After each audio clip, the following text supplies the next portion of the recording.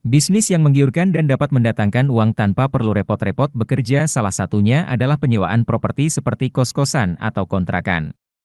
Sebuah video yang diunggah oleh salah satu pengguna akun TikTok Kamarina85 ini menayangkan sebuah rumah yang penuh dengan sampah. Video tersebut diambil oleh pemilik rumah yang merasa kesal karena rumah yang dia sewakan ditinggal kabur oleh penyewa sepasang suami istri. Tak cuma itu, setelah dicek kondisi rumah sangat memprihatinkan. Terlihat seluruh isi rumah penuh dengan sampah dan barang-barang yang tidak berguna berserakan.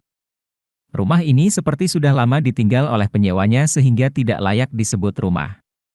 Terlihat dalam video kondisi kamar yang sangat berantakan dan penuh sampah. Berbagai benda berserakan di atas kasur. Bahkan kasurnya bolong-bolong seperti kena sulut rokok. Ruang tamu juga penuh dengan sampah berserakan di lantai. Mulai dari kantong plastik, wadah makanan, hingga kabel berseliweran. Tidak hanya itu, baju-baju bekas dan kain lusuh dekil tergantung di tali yang diikatkan pada kedua dinding. Saking kecewa, jengkel dan murkanya, si pemilik rumah sampai menggambarkan penghuni kontrakan itu sebagai penyewa dari neraka.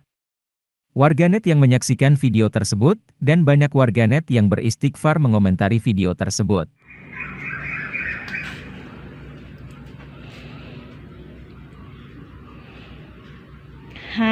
Ini namanya penyewa puaka. Bukan kata puaka, bengong. Bangang, aduh sakit.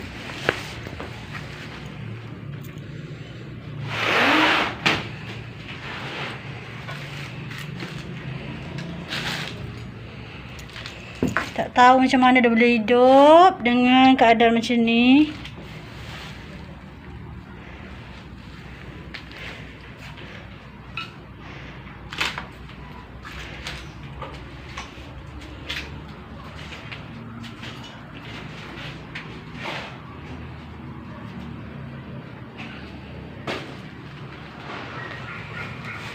Terima kasih sudah nonton. Jangan lupa like, subscribe, dan share ya.